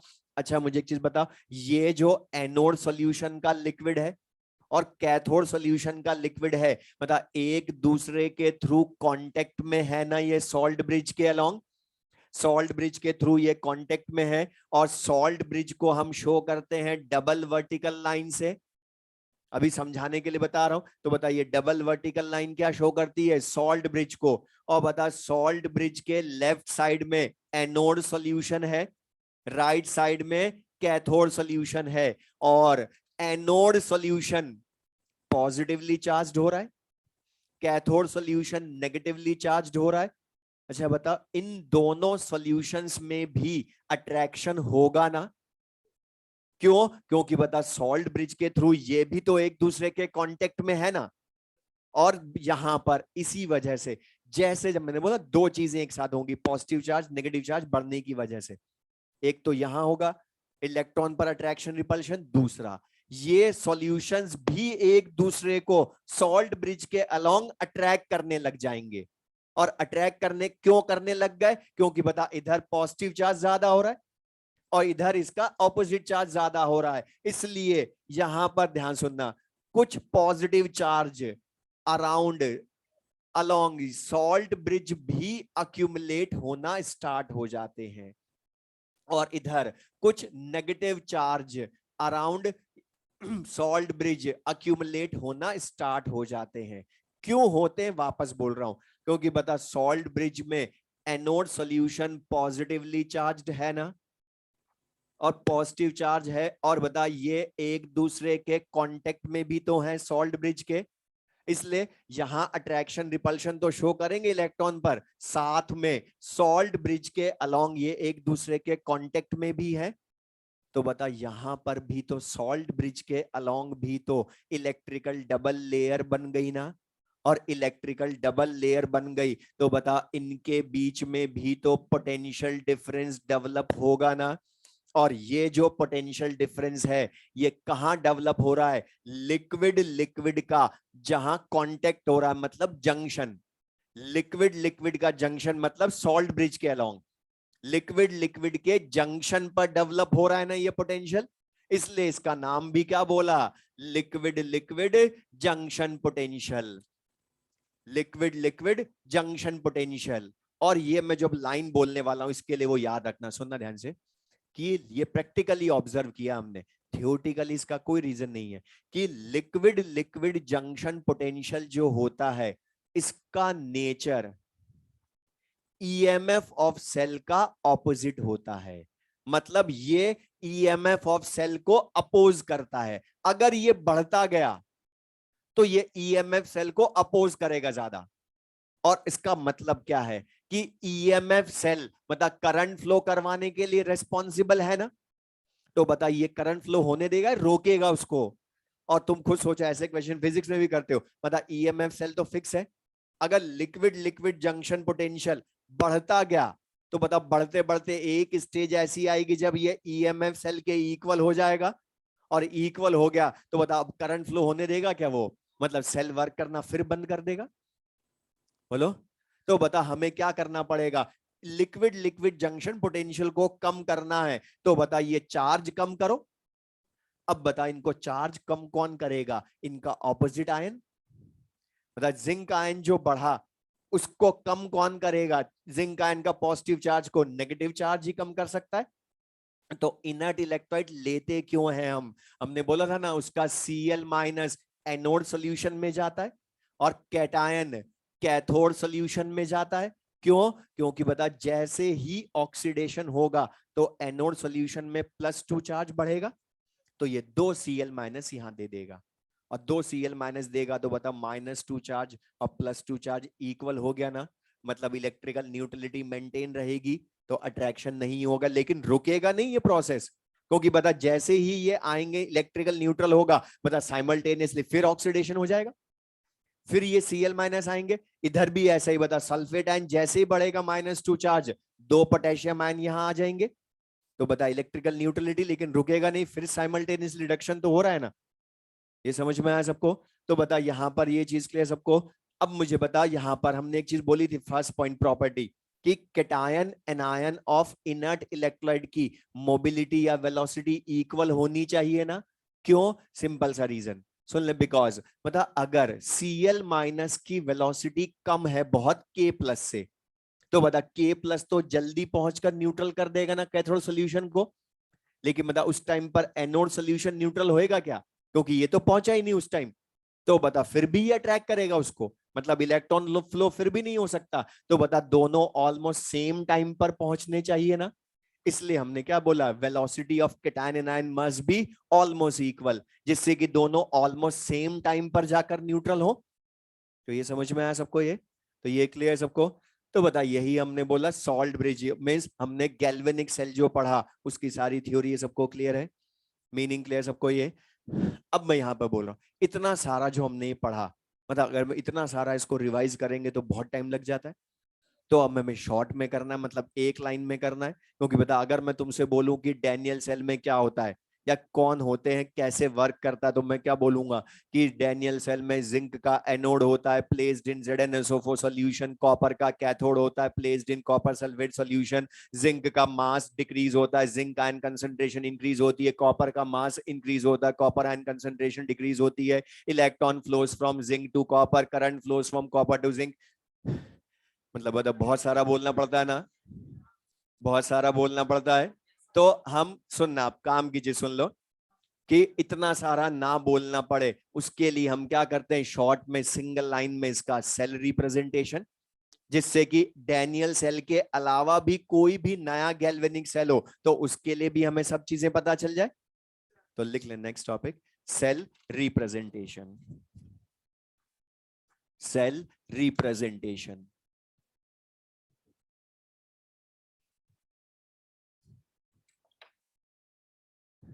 Cell representation.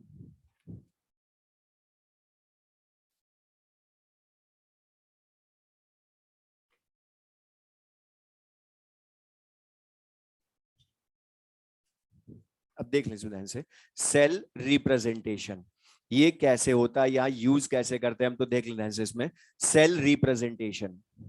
तो बता अभी जो हमने सारा पढ़ा गैल्वेनिक सेल, इसमें बता सबसे पहले हमने एनोड हाफ सेल को लिखा ना, तो लिख भी लें साथ में। तो सबसे पहले हम लिखते हैं anode half cell followed by salt bridge, मतलब एनोड हाफ सेल के बाद सॉल्ट ब्रिज को शो करा, काम की चीज वो। देन किसको लिखते हैं, कैथोड हाफ सेल को। तो anode half cell followed by cathode half cell या followed by salt bridge, then at last cathode half cell लिखते हैं। और बता एनोड हाफ सेल में ऑक्सीडेशन होता है ना, तो वो भी शो होना चाहिए रिप्रेजेंटेशन में कि किसका किसमें ऑक्सीडेशन होगा।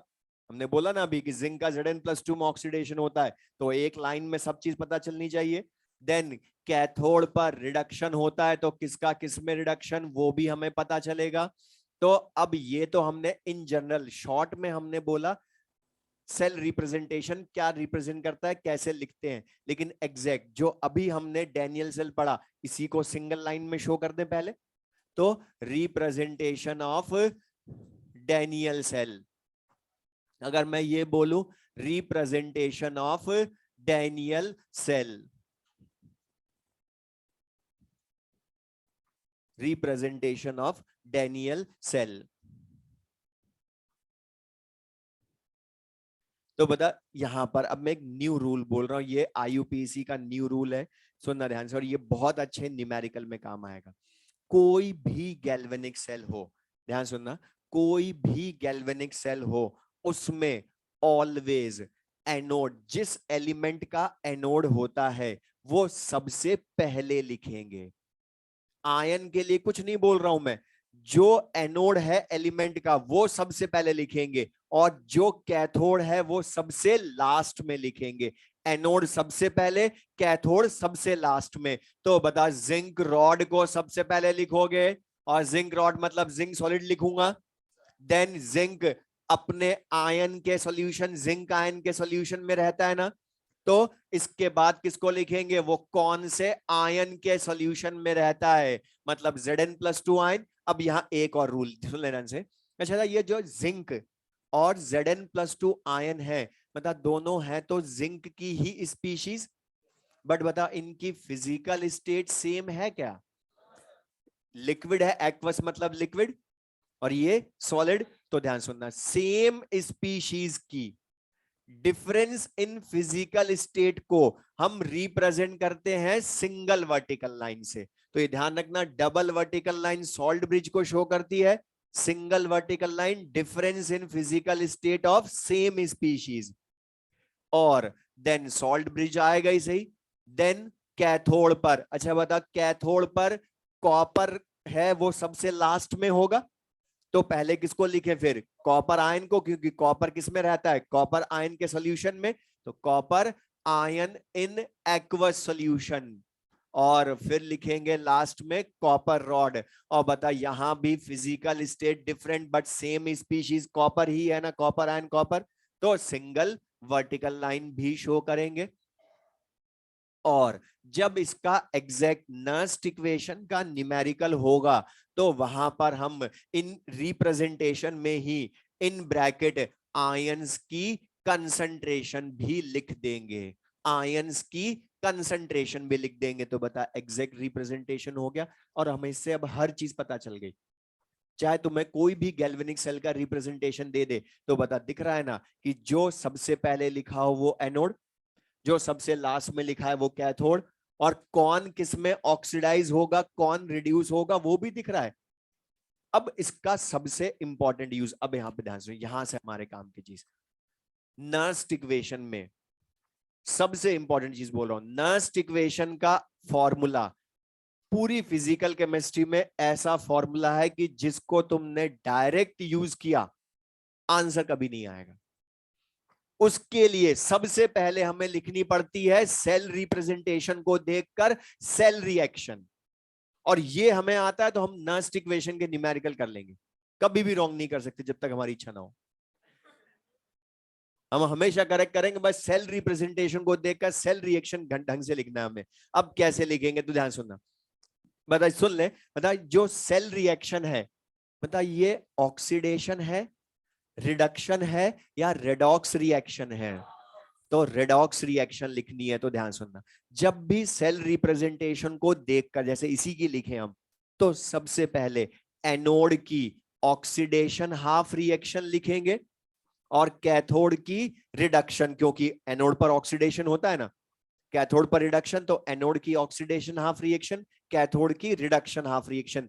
लिखूंगा कैसे? ध्यान सुनना, चेक जरूर करना कि किसका ऑक्सीडेशन रिडक्शन होता है, ये नहीं कि पहले वाले का बाद वाले में होता है, क्योंकि बहुत अच्छा क्वेश्चन होगा वहां उल्टा होगा, इसलिए मैं पहले बोल रहा हूं चेक जरूर करना। मतलब जिंक का ही ऑक्सीडेशन होगा ना Zn+2 में, जो दिख रहा है उन्हीं में ऑक्सीडेशन नंबर चेंज करना, क्योंकि बता कॉपर वेरिएबल शो करता है ऑक्सीडेशन नंबर, लेकिन यहां उसने किस में लिखा है +2, तो कन्वर्जन उसी से करवाओगे।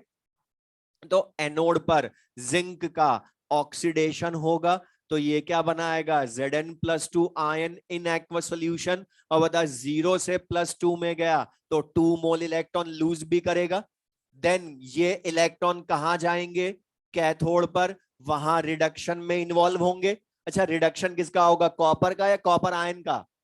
कॉपर आयन का होगा, तो copper ion in aqueous solution, ये 2 मोल इलेक्ट्रॉन गेन करेंगे और कॉपर सॉलिड बनाएंगे। अब बता यहां पर ये तो हाफ ऑफ रिएक्शन हुई, हमें तो सेल रिएक्शन लानी है, तो बता तुमने रेडॉक्स रिएक्शन में भी आयन इलेक्ट्रॉन मेथड पढ़ा ना, बता हाफ ऑफ रिएक्शंस को ऐड करते हो तो पहले उनमें नंबर ऑफ इलेक्ट्रॉन्स इक्वल करते हो ना, और अभी तो अपने आप इक्वल है, लेकिन ना होते तो हम इक्वल करते। और सुन ले सिंपल सी चीज बोल रहा हूं, जब भी इलेक्ट्रॉन इक्वल करने हो या ऐड करना हो, तो जो दोनों हाफ रिएक्शंस में इलेक्ट्रॉन्स हैं उनका simplest whole number ratio cross multiply कर देना। हमें सोचना ही नहीं कि किस नंबर से मल्टीप्लाई करके इक्वल करना है, होल नंबर रेशियो। अभी बता दोनों इक्वल है, 2:2, 1:1, whole number ratio 1:1 cross multiply करो, कोई फर्क पड़ेगा क्या? तो बता अभी तो इलेक्ट्रॉन अपने आप इक्वल, तो ऐड कर ले मैथमेटिकली, ऐड करोगे लिख भी लो, तो बता सेल रिएक्शन क्या हो जाएगी? Zinc solid plus copper ion in aqueous solution gives Zn plus 2 ions in aqueous solution plus copper solid। अच्छा बता, इस ओवरऑल रेडॉक्स रिएक्शन मतलब सेल रिएक्शन में एनोड जो हमारे एक बहुत काम की चीज नर्स्ट इक्वेशन के फॉर्मूले में, मतलब एनोड से कैथोड पर टोटल नंबर, सुन लो question, total number of moles of electrons transferred from anode to cathode कितने हुए? मतलब 2 इलेक्ट्रॉन लूज हुए, 2 इलेक्ट्रॉन गेन हुए ना ओवरऑल बैलेंस्ड इक्वेशन में। और तुम्हें ध्यान हो, मतलब तुम नर्स्ट इक्वेशन के फॉर्मूले में एन यूज करते थे, और ये एन बहुत इंपॉर्टेंट है वहां पर। और ये एन तुम कब ला सकते हो? जब सेल रिएक्शन लिखोगे। तो बता, बैलेंस्ड इक्वेशन से सेल रिएक्शन ला सकते हैं, एन ला सकते हैं। तो बता, मैं किसी का भी एन पूछूं तो बता सकते हो ना? या किसी के लिए भी, किसी भी गैल्वेनिक सेल के लिए सेल रिएक्शन पूछूं तो लिख सकते हो?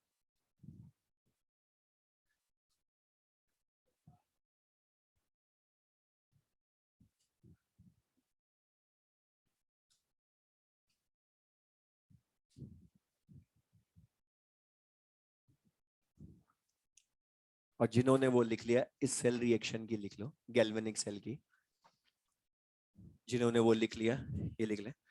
अच्छा था, ये जो है सेकंड वाला मैंने क्वेश्चन पूछा, बता इसको डैनियल सेल बोलोगे या जनरल गैल्वेनिक सेल होगी? बता, डैनियल सेल में तो जिंक का एनोड, कॉपर का cathode, placed in zinc and copper ion होता है। तो बता, यहाँ तो गोल्ड है, तो ये तो जनरल गैल्वेनिक सेल हुआ।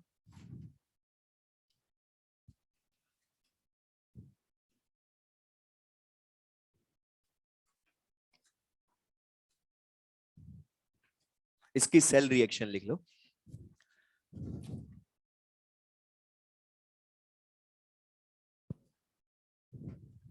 अच्छा था, इसमें एनोड किसका है?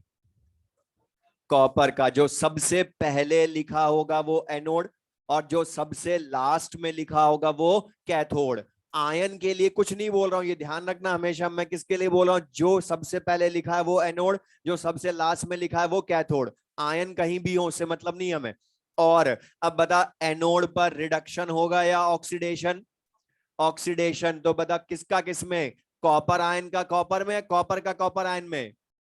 बता, Cu से Cu+2 बनेगा ना? तो कॉपर का कॉपर आयन में ऑक्सीडेशन। तो बता, 0 से +2 में गया तो 2 मोल इलेक्ट्रॉन लूज होंगे। देन ये कैथोड पर जाएंगे, वहां रिडक्शन होगा। अच्छा बता, रिडक्शन किसका होगा? गोल्ड का है, गोल्ड आयन का। लेकिन बता, वो +2 में है या +3 में है? तो बता, कितने मोल इलेक्ट्रॉन गेन करेगा? अपने चार्ज के इक्वल गेन करेगा, तो 3। तो Au सॉलिड बनेगी। अब बता, इन दोनों हाफ हाफ रिएक्शंस को ऐड करोगे तभी रेडॉक्स रिएक्शन होगी ना? तो बता, ऐड करने के लिए पहले नंबर ऑफ इलेक्ट्रॉन्स का simplest whole number ratio cross multiply करना पड़ेगा ना आपके? तो क्योंकि बता, आपके इलेक्ट्रॉन इक्वल नहीं है। तो बता, 2:3 से सिंपल होल नंबर हो सकता है क्या रेशियो? तो 2:3, इसी को क्रॉस मल्टीप्लाई कर दूं तो *3 × 2 कर दोगे। और बता, *2 × 3 करते 6 इलेक्ट्रॉन इक्वल हो गए ना? तो बता, एन की वैल्यू, क्योंकि एनोड पर टोटल 6 मोल इलेक्ट्रॉन लूज हुए, तो 6 मोल इलेक्ट्रॉन ही गेन हुए ना? तो बता, यहां पर कॉपर का कॉफिशिएंट क्या हो जाएगा? 3। 2Au+3 इन एक्वस सॉल्यूशन, और एन वैल्यू 6। और 3Cu+2 ion in aqueous solution plus 2Au solid, यही हम बोलेंगे। तो बता, ये चीज क्लियर सबको? ये तो बता, किसी की भी गैल्वेनिक सेल की सेल रिएक्शन लिख सकते हैं। और जब हम नर्स्ट इक्वेशन पढ़ेंगे, तो अभी से बोल रहा हूं, वहां पर मैं ये क्यों बैलेंस्ड इक्वेशन लिखवा रहा हूं, बिकॉज मैंने बोलता नर्स्ट इक्वेशन जब का फॉर्मूला जब भी यूज करना हो, सबसे पहले सेल रिएक्शन लिखना। क्यों? क्योंकि उस फॉर्मूले में प्रोडक्ट कौन है, रिएक्टेंट कौन है, ये भी काम आएंगे, और उनके जो कॉफिशिएंट्स हैं वो उसमें हम पावर में भी लिखेंगे। मतलब बताइए, कॉफिशिएंट्स भी तो काम के होंगे ना कैलकुलेशन में, तो डायरेक्ट रिप्रेजेंटेशन थोड़ा पता चलता है। और एक चीज ध्यान रखना, हो सकता है कुछ ने इनकी शॉर्ट ट्रिक पड़ी हो, लेकिन मैं वो नहीं बता रहा जानबूझ के, क्योंकि मैं उसको कभी भी फेल कर सकता हूँ। मैंने क्या बोला, कभी भी फेल कर सकता हूँ, इसलिए मत पढ़ो, ज्यादा अच्छा है। ये सिंपल है, समझ लो, फालतू डिस्कशन मत करो। दादा ये समझ में आया, ये क्लियर सबको? अब ये तो हमने बोला, अब काम कीजिए सबसे। दादा यहां तक हमने जो पढ़ा सबको क्लियर है? अब इसमें ध्यान से सुना, दादा ये जो ईएमएफ सेल, सुनना ध्यान से, ये जो ईएमएफ सेल है, मतलब ये दोनों इलेक्ट्रोड्स का पोटेंशियल डिफरेंस है ना, और जो एनोड है इसका बता ऑक्सीडेशन पोटेंशियल होता है, और जो कैथोड है इसका रिडक्शन पोटेंशियल होता है। बट बता एक्चुअल में मैं इनको सिंपल एक वर्ड में बोलूं तो बता, ये ऑक्सीडेशन या रिडक्शन पोटेंशियल है तो एनोड या कैथोड इलेक्ट्रोड के पोटेंशियल ही, मतलब इनको मैं कंबाइंडली इलेक्ट्रोड पोटेंशियल ई बोल सकता हूं ना। और इलेक्ट्रोड पोटेंशियल होता क्या है हम पढ़ चुके, कि बता मेटल रॉड और उसके ऑपोजिटली चार्ज सॉल्यूशन में जो पोटेंशियल डेवलप होता है उसी को इलेक्ट्रोड पोटेंशियल बोलते हो। अब इलेक्ट्रोड पोटेंशियल क्या होता है वो हमें पता है, लेकिन अब ये किन किन फैक्टर्स को चेंज करने पर चेंज होता है वो भी हमें पता।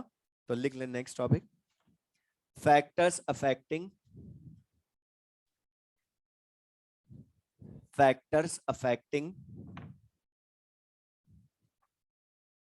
Electrode potential, factors affecting electrode potential,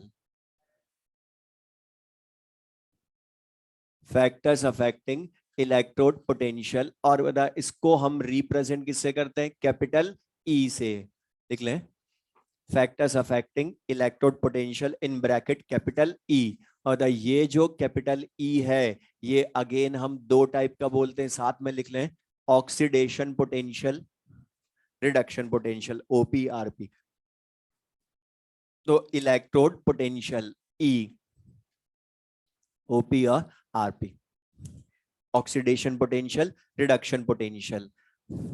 अब ये किस पर डिपेंड करते हैं, किन की चेंज करने पर इनकी न्यूमेरिकल वैल्यू बदलती है। तो फर्स्ट लिख लें जो हम ऑलरेडी यूज कर चुके, first nature of electrodes, nature of electrodes, nature of electrodes. अब इसका मीनिंग क्या है, तो ये हम पढ़ चुके। अच्छा मुझे एक चीज बताएं, जो मेटल मोर रिएक्टिव होती है उसका ऑक्सीडेशन इजीली होता है ना, तभी वो एनोड की तरह बिहेव करती है। और बता जो मेटल, ध्यान सुनना, जो मेटल जितना मोर रिएक्टिव होगी उसका ऑक्सीडेशन उतना इजीली होगा। तो उसकी जब न्यूमेरिकल वैल्यू कैलकुलेट करते हैं ऑक्सीडेशन पोटेंशियल की तो वो भी ज्यादा ही आती है। मतलब बता जो मोर रिएक्टिव उसका ऑक्सीडेशन पोटेंशियल ज्यादा, या जिसका ऑक्सीडेशन इजीली होता है उसका ऑक्सीडेशन पोटेंशियल न्यूमेरिकल वैल्यू ज्यादा शो करता है। तो बता जिसका रिडक्शन इजीली होगा वो रिडक्शन पोटेंशियल ज्यादा शो करेगी ना न्यूमेरिकल वैल्यू। लेकिन बता ये तो इनका रिलेटिव नेचर है ना, कि कौन मोर रिएक्टिव या कौन ऑक्सीडाइज इजीली होगी, कौन लेस इजीली होगी। तो बता ये सब क्या है, नेचर ऑफ इलेक्ट्रोड्स ही है। लेकिन मतलब जब मैं एक्सपेरिमेंट करता हूं तो प्रैक्टिकली इनको क्या बदल सकता हूं क्या बीच में, नहीं बदल सकता। तो सेम सेल में किन फैक्टर्स को बदलने पर ई बदलते हैं वो भी पता। तो बता इसको तो हम पढ़ चुके ऑलरेडी, कि नेचर ऑफ इलेक्ट्रोड का मतलब कौन ऑक्सीडाइज इजीली होगा, कौन रिड्यूस इजीली होगा। जो ऑक्सीडाइज इजीली उसका ऑक्सीडेशन पोटेंशियल ज्यादा, जो रिड्यूस इजीली उसका रिडक्शन पोटेंशियल ज्यादा। अब वो तो हम न्यूमेरिकली कैलकुलेट भी करेंगे आगे। सेकंड फैक्टर लिख लें, concentration of ions in solution. Second, concentration of ions in solution.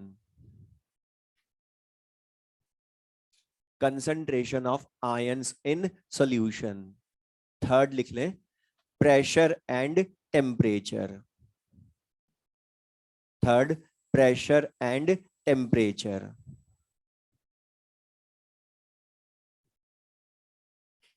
Pressure and temperature. और ये जो है इनका effect, concentration of ions in solution या प्रेशर या टेम्परेचर, लिख लें साथ में, ये हम कहां पढ़ेंगे इनका इफेक्ट, इन नर्स्ट इक्वेशन। नर्स्ट इक्वेशन के न्यूमेरिकल में हमें यही करना, तुम्हें ध्यान होगा तो तुम न्यूमेरिकल में करते थे, आयंस की कंसंट्रेशन बदले तो ई क्या हो जाएगा, वही कैलकुलेट करते थे। तो इनका इफेक्ट क्या होता है मैं अभी नहीं बता रहा हूं, ये जब हम न्यूमेरिकल करेंगे तब बताऊंगा। लेकिन उसके पहले एक चीज, इसको हमने यूज किया है, लेकिन मतलब अभी हमने आज ही रिप्रेजेंटेशन जब बताया तो बता वहां ब्रैकेट में कंसंट्रेशन ऑफ आयन के साथ लिखा ना C1 C2, मतलब बता कंसंट्रेशन ऑफ आयंस बदलूंगा तो न्यूमेरिकल वैल्यू ऑफ ई बदलेगी, प्रेशर टेम्परेचर बदलूंगा तो भी बदलेगी, कैसे बदलेगी अभी नहीं बता रहा हूं, ये हम पढ़ेंगे नर्स्ट इक्वेशन में। मतलब यहां से काम की चीज, मतलब अगर मैं तुमसे नर्स्ट इक्वेशन जब पूछूंगा क्वेश्चन, तो बता मुझे अगर इलेक्ट्रोड पोटेंशियल लाना हो किसी भी इलेक्ट्रोड का, तो मुझे बता कंसंट्रेशन प्रेशर टेम्परेचर गिवन होने चाहिए ना क्वेश्चन में। लेकिन कई बार वो हमें क्वेश्चन में कंसंट्रेशन प्रेशर टेम्परेचर नहीं देता है, फिर भी इलेक्ट्रोड पोटेंशियल पूछता है, तो फिर हम इलेक्ट्रोड पोटेंशियल को मेजर करते हैं अंडर स्टैंडर्ड कंडीशंस, और फिर उस इलेक्ट्रोड पोटेंशियल को बोल देते हैं स्टैंडर्ड इलेक्ट्रोड पोटेंशियल।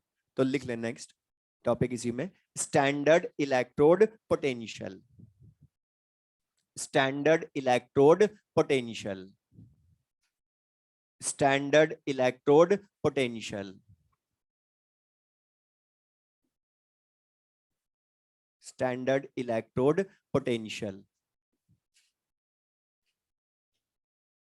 तो बता इलेक्ट्रोड पोटेंशियल को तो कैपिटल ई से रिप्रेजेंट करते हैं ना, तो स्टैंडर्ड इलेक्ट्रोड पोटेंशियल को किससे रिप्रेजेंट करोगे, ई नॉट से। अच्छा बता इलेक्ट्रोड पोटेंशियल जब दो टाइप का है तो स्टैंडर्ड इलेक्ट्रोड पोटेंशियल भी दो टाइप का होगा ना, एसओपी एंड एसआरपी लिख लें, और तुम पढ़ते भी थे एसओपी एसआरपी। तो standard oxidation potential, standard reduction potential. और बताइए ये इलेक्ट्रोड पोटेंशियल ही होता है, अलग कुछ नहीं है, लेकिन बस डिफरेंस किसका है, अंडर स्टैंडर्ड कंडीशंस मेजर करेंगे। तो लिख ले बस एक लाइन, व्हेन, और जैसे, और ये जो पॉइंट मैं लिखवा रहा हूं ये न्यूमेरिकल में बहुत काम आएगा, तो जैसे काम आएगा क्वेश्चन में वो मैं लिखवा रहा हूं। लिख ले when in the question, when in the question concentration, concentration pressure and temperature, concentration pressure and temperature are not given, are not given, then we measure, then we measure electrode potential, then we measure electrode potential under standard conditions, under standard conditions, and electrode potential is called, and electrode potential is called standard electrode potential, and electrode potential is called standard electrode potential। तो जब हमें question में concentration pressure temperature use करना हो और given ना हो तो हम हर बार क्या मान लेंगे, स्टैंडर्ड कंडीशंस, और वो होती क्या लिख लें बोर्ड पर से, स्टैंडर्ड कंडीशंस। कंसंट्रेशन 1 m मतलब 1 मोल पर लीटर लेंगे, प्रेशर अगर गैस है तो 1 atm। अच्छा बता 1 atm एग्जैक्टली 1.013 बार होता है, लेकिन कैलकुलेशन में तो अप्रोक्स 1 बार ही लेते हैं। और टेम्परेचर तो किसी भी चैप्टर में पूरी फिजिकल केमिस्ट्री में यूज करना हो ना दिया हो तो रूम टेम्परेचर ही मानते हो ना, तो 298 केल्विन या रूम टेम्परेचर। तो अगर बता इन स्टैंडर्ड कंडीशंस में मैं ई को मेजर करूंगा तो उसको ई नॉट बोल दूंगा, ठीक है। अब इसको फिर हम नेक्स्ट क्लास में यूज करेंगे।